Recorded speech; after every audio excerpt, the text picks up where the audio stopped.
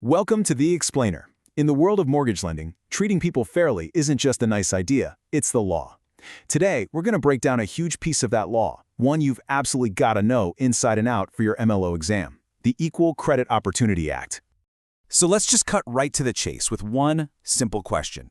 What is the one single absolute golden rule you can never, ever break in this business?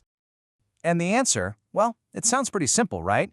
Treat every single credit applicant equally. But actually doing that day in and day out, that's where all the important details are. This whole principle is the bedrock of a federal law called the Equal Credit Opportunity Act, or ECOA. Now, for the exam, you'll also hear it called Regulation B. So, lock that one away. At its heart, ECOA is really just about making sure there's a level playing field for everyone. It makes it flat out illegal for a lender to discriminate at any point in a credit transaction. And that's a key point right there. This isn't just about the final yes or no. It covers the entire process, from the first ad a borrower might see all the way to the final closing. Okay, so who exactly does ECOA have its arm around? The law spells out 9 specific groups, or what they call protected classes. And listen, for your exam, you have got to know these by heart. No excuses. So let's run through them. All right, here we go.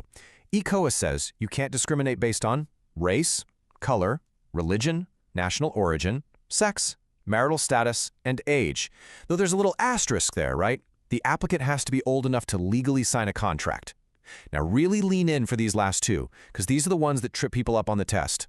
A lender cannot discriminate just because someone gets income from a public assistance program, or because they've used their consumer protection rights in the past. None of these 9 things can be used against an applicant, period. Okay, pro tip for the exam right here. They love to try and mix you up by confusing ECOA with the Fair Housing Act. This slide makes it super clear. You see how ECOA has its own special list? Marital status, age, and getting public assistance? That's ECOA's turf.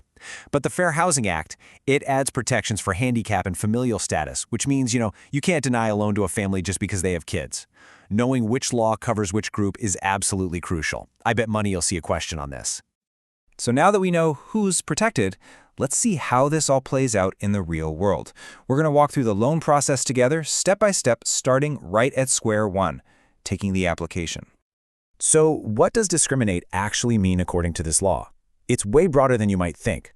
It's not about what you intended to do, it's all about what you actually did. If your actions end up with one applicant getting treated worse than other applicants because of one of those protected traits, well, that's discrimination. It's that simple and it's that sweeping. So what does this look like when you're actually talking to a borrower? It means there are some major red lines you just can't cross. For example, you can never, ever ask about their plans for having kids or about birth control. Total no-go. You can't ask if someone is divorced or widowed. Instead, you have to use these specific neutral terms: married, unmarried, or separated. You can't start digging for info on a spouse if they aren't even on the loan. And this one is big. You can't ask about alimony or child support unless the applicant chooses to offer up that info to help them qualify. Okay, the application is in. Now the clock starts ticking. And believe me, ECOA is super specific about the timelines for letting people know what's going on. These numbers are non-negotiable for the exam, so let's lock them in. First number you need to burn into your brain is 30. 30 days. The moment you have a completed application, a 30-day countdown begins. You have exactly 30 days to get back to that applicant with your decision, whether it's an approval, a denial, or even a counteroffer. And guess what? That number 30 pops right back up. What happens if the application is incomplete? Well, if you decide to take adverse action, like denying the loan with the info you have, you still have 30 days from when you make that decision to send out a notice. And the final number in our little sequence here is 90. 90 days. Let's say you make a counteroffer, but the applicant just ghosts you, doesn't respond at all. You have 90 days from the date you made that counteroffer to send them an adverse action notice.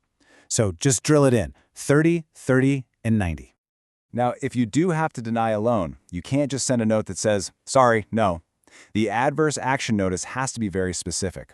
It has to state exactly what action you took, give your contact info, name the federal agency that regulates you, and here's the most important part: it has to give these specific reasons for the denial. Or at the very least, it has to tell the applicant they have a right to request those reasons.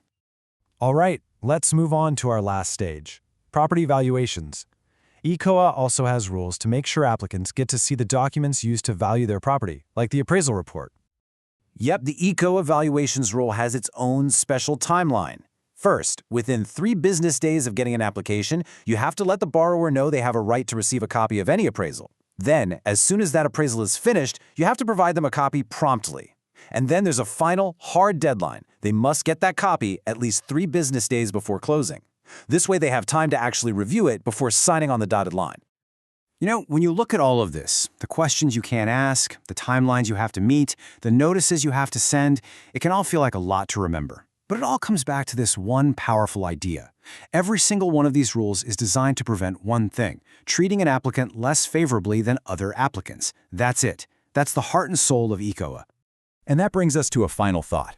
ECOA was passed way back in 1974. Think about that. Long before online applications, before AI started making credit decisions. So as our industry keeps changing with all this new technology, the basic challenge is still the same. How do we make sure that golden rule, treating every single person equally, is applied fairly in this fast-paced digital world? That's the question that continues to shape everything we do today.